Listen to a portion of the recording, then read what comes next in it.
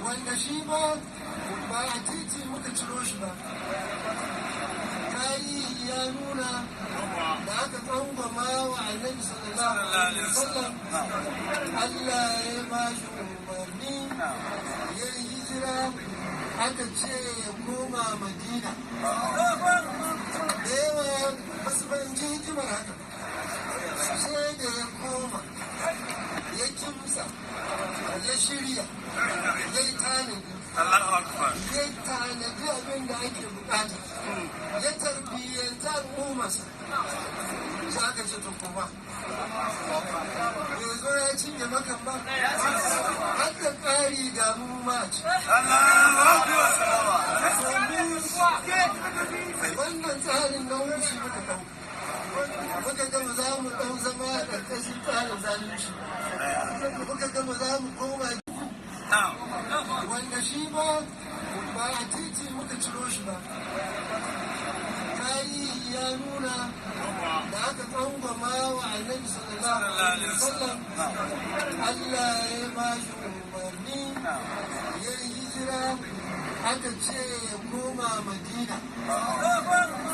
Da yawa basu banji hikimar haka, sai da ya koma ya kimsa ya shirya ya yi tanadi, ya tanadi abin da ake bukata, ya tarbiyyanta al'ummarsa.